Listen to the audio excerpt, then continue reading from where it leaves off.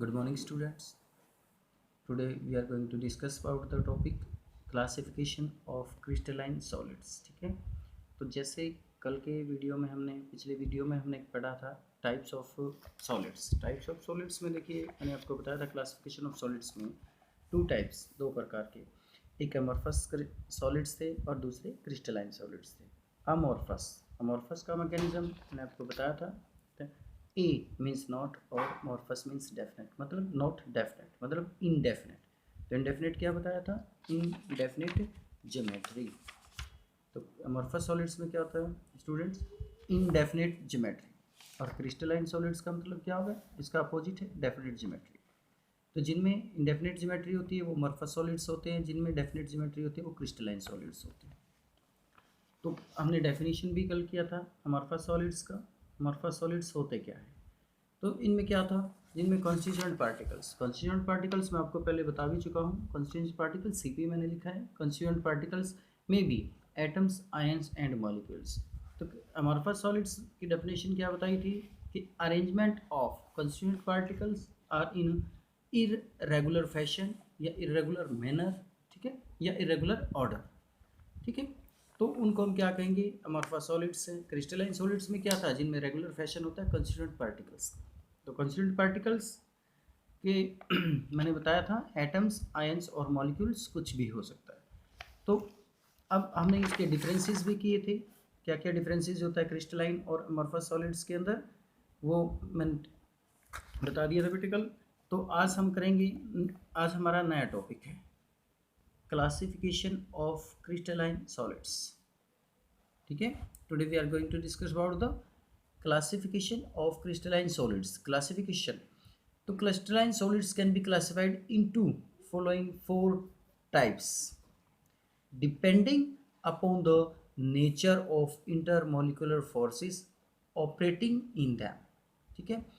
किसके अकॉर्डिंग है? According to their nature of intermolecular forces. तो दीज आर ऑफ 4 टाइप्स, इसमें दिखाया गया है 4 टाइप्स होता है। तो 4 types classification of crystalline solids 4 प्रकार के होते हैं। कौन कौन सा है? फर्स्ट मॉलिक्यूलर सॉलिड्स हैं, सेकंड आयनिक सॉलिड्स हैं, थर्ड मेटालिक सॉलिड्स है और फोर्थ कोवलेंट और नेटवर्किंग सॉलिड्स के नाम से भी जाना जाता है। कोवलेंट को नेटवर्किंग सॉलिड के नाम से भी जाना जाता है। तो दोबारा से फिर मैं बता देता हूँ। सबसे पहला, सबसे first of all we are going to discuss molecular crystalline solids. तो 4 प्रकार के हमने पढ़े हैं, कौन कौन से? Molecular, ionic, metallic and covalent, या जिसको नेटवर्किंग सॉलिड के नाम से भी जाना जाता है। तो देखिए बच्चे, ये सभी जो चारों के चारों प्रकार किस के ऊपर डिपेंड करता है? 4 टाइप्स जो मैंने आपको बताया था। तो all the four types of crystalline solids जो हमने अभी पढ़ा है, crystalline solids depends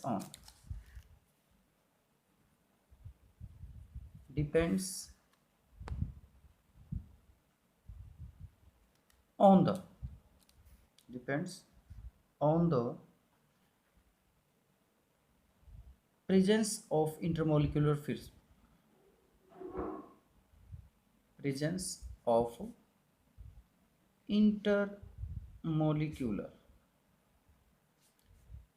forces between dam, उनके अंदर जो इंटरमोलिकुलर फोर्सेस होती है उसके ऊपर डिपेंड होते हैं चारों के चारों क्लासिफिकेशन ऑफ क्रिस्टलाइन सॉलिड्स। तो फर्स्ट हमने पढ़ा है अभी मॉलिक्यूलर सॉलिड्स हैं, सेकंड हमने अभी पढ़ा है आयनिक सॉलिड्स है, थर्ड वन इज द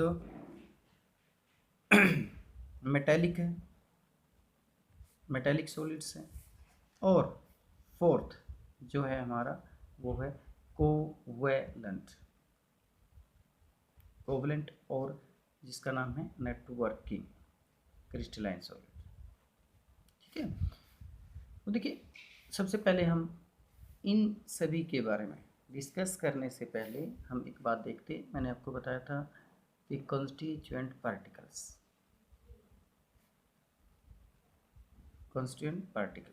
तो कॉन्स्टिट्यूएंट बच्चों मैंने क्या बताया था, वो एटम्स हो सकते हैं,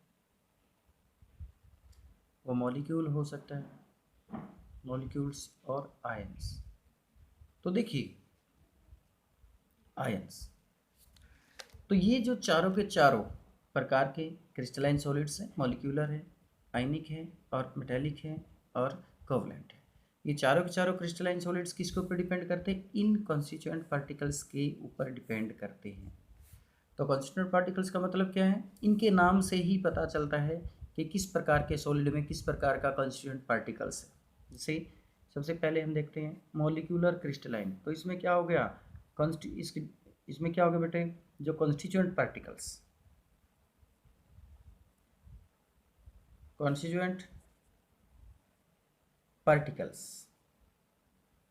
आर मॉलिक्यूल्स। देखिए सीधी सी बात है, जिनके अंदर मॉलिक्यूल्स हैं कॉन्स्टिट्यूएंट पार्टिकल्स, वो मॉलिक्यूलर क्रिस्टलाइन सॉलिड्स हैं। और जिनके अंदर आयंस हैं, आयंस आर कॉन्स्टिट्यूएंट पार्टिकल्स, या कॉन्स्टिट्यूएंट पार्टिकल्स आर आयंस। जिनके अंदर आयंस हैं वो क्या हैं? वो सभी आयनिक क्रिस्टलाइन सॉलिड्स होते हैं। मेटेलिक क्रिस्टलाइन सॉलिड्स कौन से हैं? जिनमें मेटल मॉलिक्यूल होते हैं, मेटल मॉलिक्यूल्स। और कोवेलेंट और नेटवर्क क्रिस्टलाइन कौन से हैं? जिनके अंदर कोवेलेंट मॉलिक्यूल्स होते हैं। तो देखिए सभी किसके ऊपर डिपेंड किए गए हैं? मॉलिक्यूल्स के ऊपर। कॉन्स्टिट्यूएंट पार्टिकल्स के ऊपर डिपेंड किया गया है। मॉलिक्यूलर क्रिस्टलाइन सॉलिड्स में कॉन्स्टिट्यूएंट पार्टिकल्स आर मॉलिक्यूल्स आप लिख सकते हैं। इनके डेफिनेशन भी लिखेंगे तो क्या हो जाएगा, ये आ जाए एग्जाम के अंदर या कहीं भी किसी भी कम्पिटिटिव एग्जाम में कि मॉलिक्यूलर क्रिस्टलाइन सॉलिड्स क्या होते हैं, what are the molecular crystalline solids. तो कैसे डिफाइन करेंगे हम? These are the solids in which constituent particles are molecules. Simple है। आयनिक का आ जाए तो कॉन्स्टिट्यूएंट पार्टिकल्स आर आयंस हो जाएगा। मेटल मॉलिक्यूल्स हैं तो मेटेलिक क्रिस्टलाइन सॉलिड है। कोवलेंट मॉलिक्यूल हैं तो कोवलेंट क्रिस्टलाइन सॉलिड्स हैं। तो बच्चों नेक्स्ट देखिए, अब हम करते हैं इसमें सबसे पहले मॉलिक्यूलर क्रिस्टलाइन सॉलिड्स। तो देखिए वही बात इसमें आ जाएगी, मॉलिक्यूलर क्रिस्टलाइन सॉलिड्स। तो molecular crystalline solids, first of all we are going to discuss about the molecular crystalline solids. These are the crystalline substance in which the constituent particles are molecules. आगे वही बात क्या बताया था मैंने अभी, constituent particles are molecules are called molecular crystalline solids. ठीक है, तो these molecules held together, ये एक दूसरे के साथ बंधे हुए हैं by dispersion force और London force, या dipole forces है या हाइड्रोजन बॉन्डिंग के। तो these are further subdivided into the following categories. ठीक है, अलग अलग कैटेगरीज में, इनकी निम्नलिखित कैटेगरीज में इनको बांट दिया गया है। कौन कौन सी? सबसे पहले नॉन पोलर मॉलिक्यूलर सॉलिड्स, क्योंकि मॉलिक्यूल जो होते हैं वो 3 प्रकार के होते हैं। 3 प्रकार के कौन कौन से हो गए? सबसे एक तो मॉलिक्यूल नॉन पोलर मॉलिक्यूल होता है, एक पोलर मॉलिक्यूल होता है, और तीसरा टाइप होता है hydrogen bonded molecule solids, hydrogen bonded. तो 3 प्रकार के मॉलिक्यूल्स होते हैं, पोलर, नॉन पोलर और हाइड्रोजन बॉन्डेड मॉलिक्यूल्स। तो देखिए नॉन पोलर मॉलिक्यूलर सॉलिड्स कौन से होते हैं? तो these comprise to the molecules of the substance formed by the polar covalent bonds. ठीक है, सॉरी हमने पहले ये डिस्कस करना था। नॉन पोलर मॉलिक्यूलर सॉलिड्स कौन से होते हैं? जिनमें नॉन पोलर मॉलिक्यूल्स होगा, कॉन्स्टिट्यूएंट पार्टिकल्स किसके होंगे? जो सॉलिड्स में किससे बना होता है? नॉन पोलर मॉलिक्यूल से मिलकर बना होता है। तो वो सब क्या होते हैं? वो सभी नॉन पोलर मॉलिक्यूलर सॉलिड्स होते हैं। तो देखिए these are those crystalline substances in which the constituent particles are either atoms like those of the noble gases. noble gases कैसे हैं? नॉन पोलर मॉलिक्यूल से, जैसे हीलियम है और नियोन है, आर्गन एटसेट्रा, और द नॉन पोलर मॉलिक्यूल्स। तो for example solid helium है, सॉलिड आर्गन्स हैं एटसेट्रा, बहुत सारे इसमें एग्जांपल दिए गए हैं, वो अपनी बुक से आप स्टडी कर सकते हैं। तो सिंपल साइन में non polar molecular crystalline solids कौन से, किनको कहेंगे हम? दोज सॉलिड्स, ठीक है, which are made up of non polar molecules, जिनमें नॉन पोलर मॉलिक्यूल्स के से बने हुए हैं उनको हम क्या कहेंगे, non polar.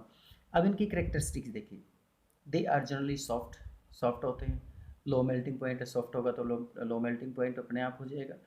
They are usually in the liquid और गैसियस स्टेट, दोनों फॉर्म्स में पाया जाता है at room temperature and the pressure. तो they are non conducting of the electricity, bad conductor हो गया, because they consist of neutral molecules of the solids. ठीक है, तो क्या होता है, बैड कंडक्टर ऑफ इलेक्ट्रिसिटी। तो नेक्स्ट आ जाता है हमारा, नेक्स्ट टॉपिक है polar molecular solids. Polar molecular solids क्या होंगे, जिनमें मॉलिक्यूल्स कैसे होते हैं, पोलर मॉलिक्यूल्स होंगे। नॉन पोलर में नॉन पोलर मॉलिक्यूल्स थे, पोलर में polar molecules. These comprise the molecule of the substances formed by the polar covalent bonds. जिनमें क्या होता है, बॉन्ड कैसा है, पोलर कोवलेंट बॉन्ड है। उनमें क्या था, नॉन पोलर कोवलेंट बॉन्ड था। फॉर एग्जांपल HCl है, ये पोलर मॉलिक्यूल है। SO2 है, पोलर मॉलिक्यूल्स है। NH3 है, ये सभी पोलर मॉलिक्यूल्स हैं। ठीक है, तो इनकी जो करेक्टरिस्टिक्स है वो क्या है, देखिए, these solids are also soft, ये भी सॉफ्ट होते हैं। These are non conductor of electricity, ये भी बैड कंडक्टर है electricity, low melting point and boiling point. ठीक है, फिर because of the melting, their melting and boiling point are not very high, मतलब ऊपर हमने पढ़ा है लो मेल्टिंग बॉइलिंग पॉइंट, फिर भी क्या होता है, most of these are gases liquids under the room temperature, ये गैसेज और लिक्विड फॉर्म में पाए जाते हैं। तो third one is the hydrogen bonded molecular solids. तो तीसरा है हाइड्रोजन बॉन्डेड मॉलिक्यूलर सॉलिड्स हैं। The molecules in such of the solids contain hydrogen bonds between them, hydrogen bond होता है जिनके बीच में, उन इस प्रकार के सॉलिड्स को हम क्या कहेंगे, hydrogen bonded molecular solids. For example, in case of the solid water, ice जिसको हम बोलते हैं, ये +1 में भी हमने पढ़ा है, +1 में। ठीक है, हाइड्रोजन वाली यूनिट के अंदर हमने पढ़ा है, आइस के अंदर जो वाटर मॉलिक्यूल्स हैं उसके अंदर बॉन्ड कैसे बनते हैं, हाइड्रोजन बॉन्ड बनते हैं। या हाइड्रोजन बॉन्डिंग भी दो प्रकार की हमने पढ़ी थी, इंटरमॉलिक्यूलर हाइड्रोजन बॉन्डिंग और दूसरा इंट्रामॉलिक्यूलर हाइड्रोजन बॉन्डिंग। तो हाइड्रोजन किसके साथ बॉन्ड बनाता है, 3 एलिमेंट्स, फ्लोरीन, ऑक्सीजन और नाइट्रोजन, जिनमें एक के साथ वो टेम्परेरी बॉन्ड बनाता है, दूसरे के साथ परमानेंट बॉन्ड बनाता है। तो इनकी कैरेक्टरिस्टिक देखिए, they are generally volatile liquids or the soft solids at the room temperature and the normal pressure conditions, volatile liquids होते हैं। दूसरा, they are non conductor of electricity, ये भी बैड कंडक्टर हो गया, कंडक्ट नहीं कर पा रहा है इलेक्ट्रिसिटी को। their melting and boiling points is generally higher than that of the non polar molecules solids and polar, तो नॉन पोलर और पोलर मॉलिक्यूल से थोड़ा सा ज़्यादा होता है। तो बच्चों आज के लिए इतना काफ़ी है, तो नेक्स्ट टॉपिक करेंगे हम आयनिक सॉलिड्स, नेक्स्ट वीडियो में हम इसको डिस्कस करेंगे। जैसा कि मैंने आपको पहले भी बताया था, जो भी क्वेश्चंस होते हैं, किसी बच्चे की कोई क्यूरीज हैं, किसी प्रकार की कोई क्वेश्चंस हैं, किसी प्रकार की कोई प्रॉब्लम्स हैं, तो वो हर शनिवार को, सप्ताह के हर शनिवार को सुबह 8 से 10 और शाम को 4 से 6 बजे तक अपनी प्रॉब्लम सॉल्व करवा सकते हैं, हमें डायरेक्ट फ़ोन कर सकते हैं।